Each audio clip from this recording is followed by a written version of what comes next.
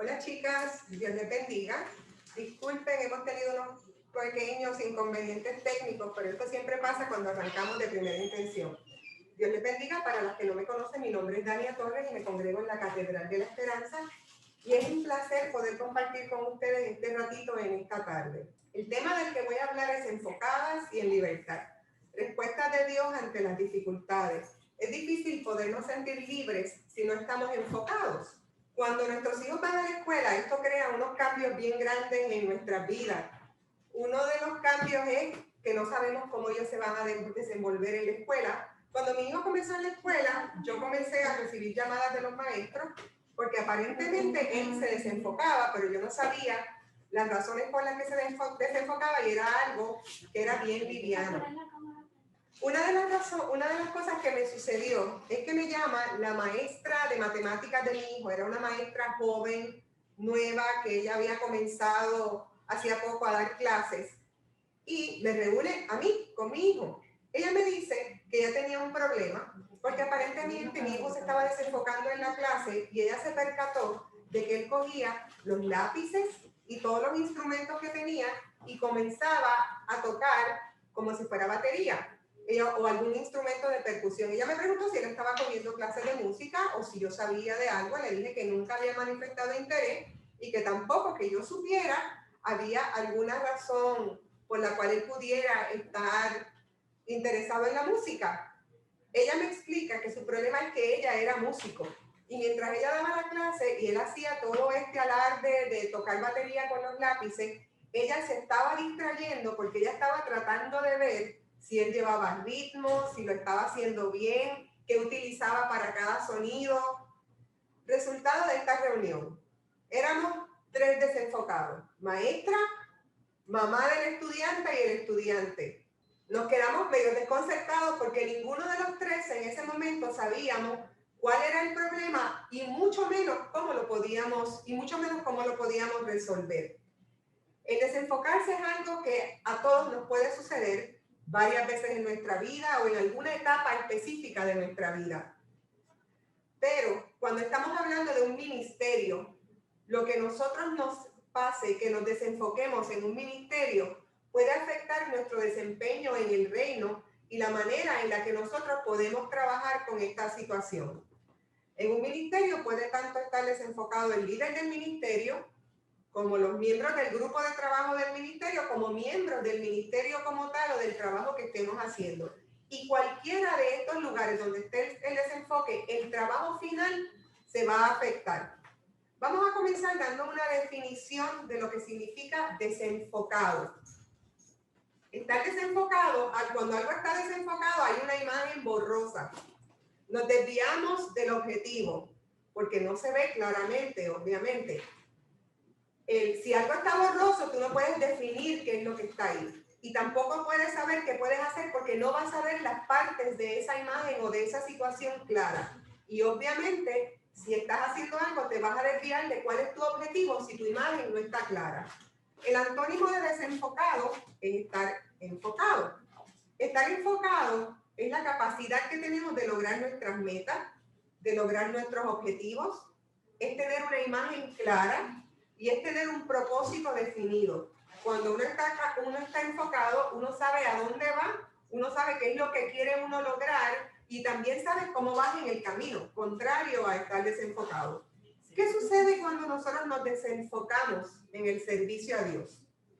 La meta que nosotros queremos alcanzar se hace difícil de identificar porque no la tenemos clara visualmente hablando. Podemos desviarnos del camino, podemos tropezar, nos podemos caer. Un atleta en pista y campo tiene que estar claro de en qué lado de la pista está la meta para saber hacia dónde va a correr y cómo lo va a hacer. Si no está claro en su meta, no va a poder llegar a la meta y no va a poder participar. Hay un deporte en el cual este desenfoque es mucho más curioso que los otros deportes y es en el fútbol soccer. En el fútbol soccer está lo que se llama un autogol. Un autogol es que el jugador se equivoca y en lugar de anotar el gol en su portería, lo hace en la portería contraria. Las puntuaciones en el fútbol soccer no son muchas. Un juego se puede ganar 0-1, 0-2, 2-1. Realmente un número en el resultado, en que ese equipo pase a la final, en que ese equipo pueda participar en otra área, gane o pierda. Y si el jugador hace el autogol, está anotándole puntos y eso puede definir. Así que por eso es que es importante que nosotros podamos saber cuál es nuestra meta para evitar que hagamos autogol. Y cuando hablamos de un ministerio, en un partido se puede resolver. Pero un error de desenfoque en un ministerio, estamos hablando de personas que pueden ser afectadas, de sensibilidades que podemos herir. Por tal razón tenemos que estar bien claros de saber cuál es nuestra meta. Si estamos desenfocados, lo otro que sucede es que no podemos aceptar al blanco. Si usted va a jugar tiro al blanco, ya sea con dardos o con flecha, usted necesita saber dónde está su blanco y usted tiene que tratar de apuntar a llegar lo más cerca posible de ese blanco. Si no puede hacerlo, si no puede llegar a anotar, a acertar, las flechas van a caer fuera y no va a lograr su objetivo. Lo otro que sucede cuando estamos desenfocados es que el desánimo y el cansancio aparecen, porque sentimos que nuestros esfuerzos no tienen resultado, que no estamos llegando a donde debemos llegar. Y una vez que estás desanimado, cansado, que entiendes que tu esfuerzo no tiene razón de ser, ahí es donde viene la frustración y podemos abandonar el servicio a Dios. Hay personas que han abandonado su llamado, el trabajo que están haciendo, simplemente porque están cansados, porque se cansaron y deciden volver atrás. Ahora bien, ya sabemos cuáles son las consecuencias de estar desenfocados. ¿Qué podemos hacer? Número 1, tiempo con Dios.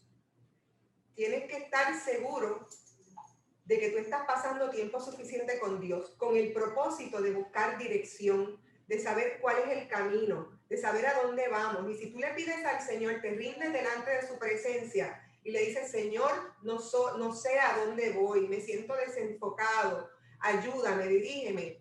Dios te va a contestar y te va a dar la dirección, no la que tú quieres, la que Él quiere para el trabajo que tú estás haciendo. La pregunta segunda que te vas a hacer, ¿qué nos distrae? ¿Qué te está distrayendo? ¿Qué te está distrayendo que te causa un desenfoque? ¿Problemas personales? ¿Problemas de relaciones entre las personas con las cuales trabajan? ¿Limitaciones físicas? ¿No tienen dónde reunirse? ¿No tienen cómo llegar? ¿Desacuerdos entre las personas que están trabajando? Pueden ser mil y unas razones. Pero si tú identificas qué es lo que te está desenfocando, qué es lo que te está distrayendo de llegar a la meta que quieres llegar, pues es más fácil buscar soluciones. El primer paso es saber qué nos distrae. Lo segundo que te vas a preguntar es ¿a dónde vas? Cuando tú sabes a dónde vas, eso determina el rumbo que tú vas a seguir. Si no sabemos a dónde vamos, obviamente nos vamos a desviar del objetivo. Tenemos que saber exactamente qué es lo que queremos lograr. Y ahí entra también la planificación. Un ministerio, cualquier trabajo que se haga debe ser planificado para evitar este tipo de desenfoque y evitar improvisaciones que a largo plazo puedan lastimar a alguien. Pero para todas estas cosas nosotros tenemos respuestas en la palabra de Dios. Acuérdate que no te puedes enfocar en los obstáculos. Si tú te enfocas en los obstáculos, tu visión va a estar distorsionada. Los problemas los vas a ver más grandes de lo que en realidad son. Y una vez estás en esa posición, no vas a poder llegar al próximo paso, a ver qué es lo que tú quieres solucionar. Josué 6, del 1 al 5, dice lo siguiente. Las puertas de Jericó estaban bien aseguradas por temor a los israelitas. Nadie podía salir o entrar, pero el Señor le dijo a Josué, he entregado en tus manos a Jericó y a su rey con sus guerreros. Tú y tus soldados marcharán una vez alrededor de la ciudad. Así lo harán durante 6 días. 7 sacerdotes llevarán trompetas hechas de cuernos de carneros y marcharán frente al arca. El 7º día, ustedes marcharán 7 veces alrededor de la ciudad, mientras los sacerdotes tocan las trompetas. Cuando todos escuchen el toque de guerra, el pueblo deberá gritar a voz en cuello. Entonces los muros de la ciudad se derrumbarán y cada uno entrará sin impedimento. ¿Qué vemos en este pasaje con estas instrucciones? Lo primero es obediencia. Había que seguir unas instrucciones específicas que Dios les había dado. No era marchar una vez, no era marchar 2 veces, eran 6 días y el 7º día 7 vueltas. No se contaba hacerlo como tú lo quisieras, se contaba hacerlo con las instrucciones del Señor. 7 días, al séptimo día, 7 vueltas. Instrucciones específicas. Y en la palabra de Dios nosotros tenemos instrucciones específicas de Dios para cada situación. Lo otro que vemos en este pasaje es perseverancia.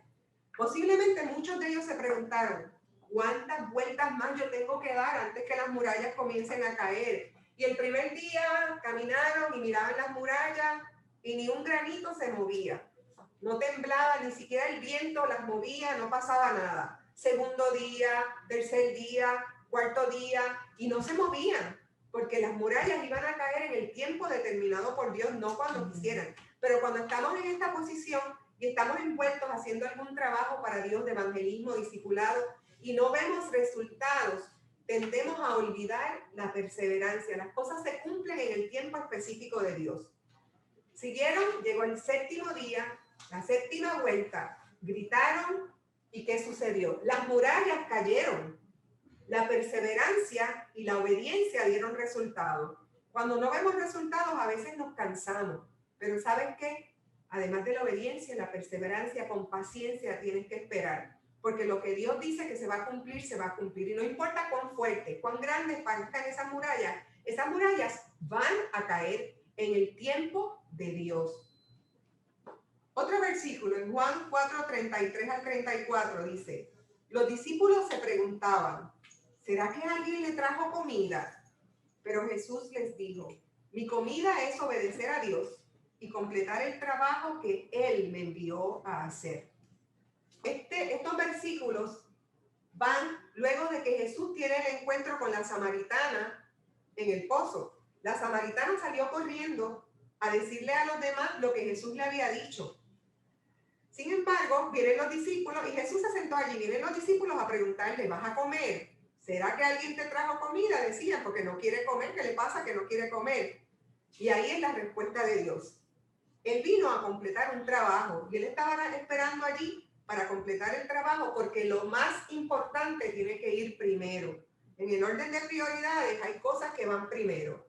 Tienes que enfocarte en tu misión. Tienes que hacer lo que tienes que hacer cuando tienes que hacerlo.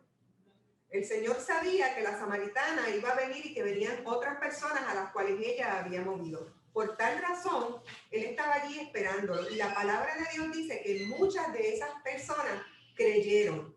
Si el Señor se hubiera ido a comer primero, llegaban, se iban, posiblemente no sabemos qué podía pasar, pero el Señor tenía una razón para estar allí. Él estaba esperando porque para él lo más importante iba primero. Tenemos que tener nuestras prioridades claras. El Señor escogió entre comer o atender al necesitado. Escogió atender al necesitado. No siempre podemos ayudar a otros, pero muchas veces, un ejemplo, sabes, tú planificaste esta reunión para ir a tomarte un café con tus amigas en Starbucks y vas a compartir con ellas y van a pasar un rato juntos, pero justo cuando están planificando eso, ustedes se enteran que hay una hermana que tiene una necesidad, está enferma, algo le sucedió, no ha podido cocinar, está postrada en cama, simplemente tiene alguna necesidad especial. Ustedes pueden hacer como hizo Jesús y mueven la situación. En lugar de ir a tomarse el café en Starbucks, pueden coger el café, lo compran y se van a la casa de esta hermana, le dan palabras de aliento, si tiene alguna necesidad física la ayudan. Y estás estableciendo prioridades claras, comer o atender al necesitado. Decidieron atender las necesidades primero. Prioridades claras. Esto es un ejemplo, pero pueden pasar sin número de situaciones en las cuales tú vas a tener que escoger qué es lo más importante. Y siempre te tienes que acordar que lo más importante va primero. Tus decisiones tienen que ser acordes con la Biblia. Si tienes duda en qué debe ir primero, busca respuestas en la palabra de Dios. ¿Qué es lo que Dios esperaría que fuera primero? ¿Qué debería ser? Había en una época algo que decían, Jesus, what should I do? Jesús, ¿qué voy a hacer? Pues le preguntas eso mismo al Señor. Señor, ¿qué debo hacer? ¿Qué va primero? Y cuando tú vayas a establecer el trabajo que va a hacer tu ministerio, también establece prioridades. Si solamente te puedes reunir 4 veces y tienes 7, 8 actividades planificadas, ¿cuál de esas actividades debería ir primero? ¿Cuál de esas actividades estaría en el corazón del Señor? Y Dios te va a dar la respuesta. Próximo pasaje, Éxodo 13 del 21 al 22. En ningún momento Dios los dejó solos. De día los guiaba mediante una nube en forma de columna y de noche les alumbraba el camino con una columna de fuego. Hoy en día nosotros no tenemos ni columnas de nube ni de fuego que nos dirijan literalmente como las tenían ellos. Sería espectacular que yo saliera a la calle ese día para saber qué yo tengo que hacer y que yo pudiera ver esta nube, si es de fuego de noche, de día, que me dijera, y yo me subo en el carro y ya esa nube me va a dirigir específicamente a esa necesidad o a ese lugar donde tiene que hacer. No existe eso hoy en día, pero nosotros podemos tener la seguridad de que Dios no nos deja solos. Nunca te va a dejar solo. Dios te va a mostrar el camino, tal y como lo hacía con el pueblo de Israel. Dios te va a mostrar el camino que tú debes seguir. Y para ayudarnos en eso nos dejó el Espíritu Santo, que nos redarguye, que nos muestra el camino, que nos ayuda y que nos va a dar respuesta. Y más aún, nos dejó la palabra de Dios. El Salmo 119, 105 dice, lámpara es a mis pies tu palabra y lumbrera a mi camino. María no pasó hace tanto tiempo, así que muchos de nosotros tenemos todavía recuerdos bien vividos del tiempo que estuvimos sin luz. Yo iba a un tercer piso y tenía que bajar a mi perrita todas las noches y bajar escaleras con aquella oscuridad y caminar por el estacionamiento era peligroso porque yo no veía dónde estaba. Así que yo bajaba con una linterna, con una pequeña linterna, para ver que estuviera tomando el escalón adecuado, para ver las piedras en el camino, para ver dónde estaba, dónde era que bajaba y terminaba la acera. Y esa lamparita, esa linternita hacía una diferencia bien grande. Así mismo es en nuestras vidas. La palabra de Dios te ilumina el camino por donde tú debes seguir. Es la lumbrera en tu camino. Y no tienes que caminar a oscuras porque tienes la palabra de Dios como dirección para ti. ¿Recuerdan lo que yo les estaba compartiendo al principio sobre la maestra, la madre y el estudiante que estaban desenfocados y no sabían qué hacer? Pues esa situación tuvo una solución. Llegamos a enfocarnos, pero para enfocarnos, cada uno de nosotros tres tuvo que hacer su parte. Yo como mamá tuve que entender que había algún problema en mi hijo que le estaba impidiendo enfocarse adecuadamente en la escuela. Y decidí buscar ayuda profesional. Lo llevé a evaluaciones, neurólogos, todo, y determinaron que él tenía un border ADD que no necesitaba medicación, pero sí necesitaba que yo como mamá tomara unas medidas, establecer un área libre de distracciones para él, establecerle horarios para estudiar. Y todo esto tuvo que prevalecer toda su vida de estudiante para que él pudiera cumplir su objetivo y no estuviera desenfocado en el salón, para que él pudiera salir adelante. La maestra decidió mover a Kenneth al asiento del frente, porque así ella lo veía, evitaba que él llegara a empezar a tocar batería en el escritorio y ella distraerse de igual manera, entendiendo que su función era educar a los estudiantes y que ella no podía permitir que ellos los distrajeran a él, sino que ella que tenía que tomar medidas para no distraerlo. De hecho, una de las recomendaciones de los profesionales era que él tenía acomodo razonable y que siempre trataran de sentarlo al frente, y eso dio un resultado, aunque él odió toda su vida de estudiante tener que estar sentado en el primer asiento de la fila. Pero era un mal necesario. Y con mi hijo tuvimos que hablar, explicarle a él lo que estaba pasando, para que él estuviera consciente, supiera cuál era su situación y cómo él podía trabajar para echar adelante. La maestra, hasta donde entiendo, sigue dando clase de matemática. Yo salí adelante, sobreviví ese tiempo, le doy gracias a Dios que en este tiempo de COVID no tengo hijos en la escuela porque sería muy difícil. Mi hijo terminó sus estudios, así que los tres nos enfocamos y los tres puedan salir adelante porque cada cual hizo su parte. En tu ministerio, si tú puedes identificar dónde está el desenfoque y cada cual hace su parte, hace lo que le toca, pueden salir adelante y cumplir el propósito para el cual Dios los puso ahí. Te quiero dar 3 cosas para recordar y para que las pongan en práctica cada día. Número 1, tenemos que tener los ojos puestos en Jesús, Hebreos 12:2. Nosotros tenemos, no algunas veces, no cuando tenemos situaciones difíciles, sino cada día tenemos que caminar con la mirada puesta en Dios, entendiendo que Él nos va a dar dirección. Si nosotros estamos mirándolo a Él, nosotros podemos seguir seguros por el camino. 2 cosas que no deben faltar en nuestras vidas: adoración y oración. Estas son las vitaminas vitales en la vida de cada creyente. tenemos que procurar que cada día nuestras vidas estén llenas de adoración, oración, en nuestras situaciones personales y también en el trabajo que Dios ha puesto en nuestras manos. La segunda para recordar, Dios es fiel. No permitas que ningún obstáculo te detenga. Dios te va a acompañar. Su fidelidad es real cada día de nuestras vidas.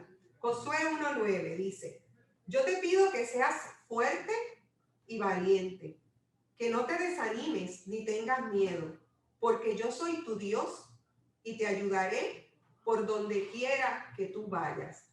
Fuerte, valiente, no te desanimes, no tengas miedo. ¿Por qué razón? Porque Dios está contigo en todo momento. Y porque Dios está con nosotros, Él calma nuestro temor. Muchas veces nos sentimos atemorizados, tenemos miedo y pensamos, yo podré hacer esto. ¿Es esto lo que quiere Dios de mí? Si tú estás segura, Dios va a calmar ese temor y Dios te va a ayudar porque la gloria es para Él, no es para ti y Él te va a sacar adelante. También el Señor te aclara tus dudas. Cuando tengas dudas, con la misma confianza de la fidelidad de Dios, Él te va a seguir adelante. Saber que Dios calma el temor, aclara nuestras dudas, nos permite ser fuertes y valientes y esto trae confianza y seguridad a nuestras vidas en lo que nosotros estamos haciendo. Tercera cosa, la meta. Nunca pierdas de vista que la meta para lo que Dios nos ha puesto es para alcanzar vida, para ser discípulos, para traer vidas al reino. Esa es la meta final de los ministerios de mujeres, evangelismo, misiones, del pastorado, de los ancianos. Y cada uno de nosotros como creyentes tenemos que estar conscientes que esa es nuestra meta final. Y todo lo que nosotros hagamos en nuestra vida debe apuntar a alcanzar vida a través de nuestro testimonio, a través de nuestro trabajo, a través de todo lo que nosotros hagamos. No perdamos de vida que tenemos que alcanzar vidas, alcanzar vidas y hacer discípulos. Ese es nuestro propósito y a eso se debe dirigir todo ministerio en nuestras iglesias, todo tipo de trabajo y también nosotros en nuestras vidas personales. Para concluir, quiero compartir con ustedes este pensamiento que encontré. Dice, enfocado en Dios, tú vas a saber el rumbo a seguir y Él te va a dar la capacidad de lograr sus metas y objetivos en tu servicio a Él. ¿Enfocado en quién? En Dios. ¿Qué vamos a saber cuando nos enfocamos en Dios? ¿Cuál es el camino que tenemos que seguir? Y dice, Él te dará la capacidad.